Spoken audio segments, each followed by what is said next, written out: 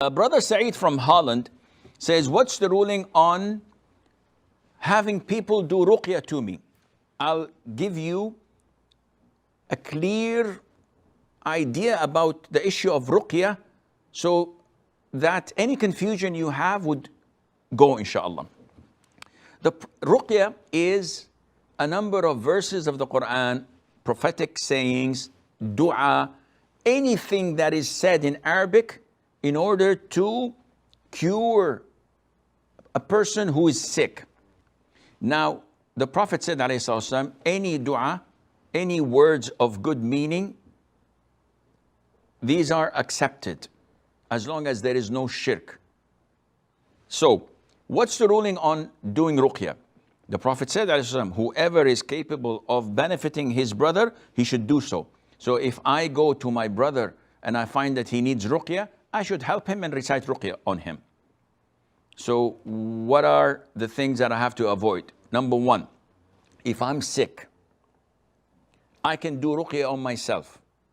I should depend on Allah Azza wa Jal and make ruqya on myself. Fatiha, wipe myself, قل هو الله أحد قل الفلق قل رب الناس آية الكرسي, appropriate verses of the Quran, appropriate hadith of the Prophet ﷺ, or normal dua. This is permissible and legit. Is it wrong for someone to initiate ruqya for others without them asking? Totally legit. Nothing wrong on him, nothing wrong on me. I visit someone, I find him sick, I start to recite the Fatiha. He didn't ask. This is a win-win situation. Then what is the problem? The problem if he asks. So if I'm sick and somebody comes, or I call the sheikh, or they bring me a scholar, and I say, Sheikh, I have this stomach ache, I have this pain in my body, I'm unable to stand up, please give me ruqya. Now this is a problem. What's the problem? It's not a sin, but it is a level below the pure tawakkul, dependence on Allah Azza wa Jal. What do you mean? The Prophet said, alayhi salatu wasalam, 70,000 of my ummah will enter paradise without any torment or accountability. And he gave us the characteristics. They do not ask people to do ruqya on them. They do not ask. If people do ruqya without asking, no problem. If they do ruqya on themselves, no problem. If they do ruqya for others, no problem. But you asking people to do ruqya for you is not good. So this hadith means that it is best not to ask. But if you do ask, this is totally permissible and legit. You're not sinful. Yet, you are not among the 70,000 who would enter paradise without any accountability, inshallah. May Allah make us among those. So, therefore, there's no problem in that, Akhi Saeed. Now, his second question is about those who make it as a business. There are reciters who make money out of it. Sheikh, is it haram? No, totally legit.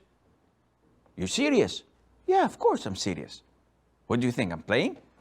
It is totally permissible for a person to teach Quran and charge money for that. But he's charging money for the Quran. No, he's charging money for teaching. He's charging money for his time. You don't go to a physician, to a doctor, and he charges you a big bill for consultancy, and you say, Akhi, this is a lot. Fear Allah, do it for the sake of Allah. I'm not opening a charity. So the Prophet in the hadith of Abu Sa'id al-Khudri told them that charging money for reciting ruqya is totally legit.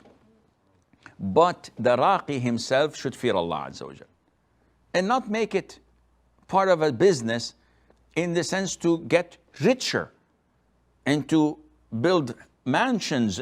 Just take what is barely needed for you to live a decent and honorable life, Akhi. First of all. Second of all, Akhi Saeed, he's not obliged to sit until the guy is cured. So as if I understood from Saeed that when he recites the ruqya on the cancer patient, He has to confine himself to him, even if he gets cured after 5 or 6 months until he's cured. No, this is not correct. He does the ruqya, and Allah Azza wa Jal does the rest. If there is good in it, he will be cured. Maybe next week, next month, Allahu A'lam.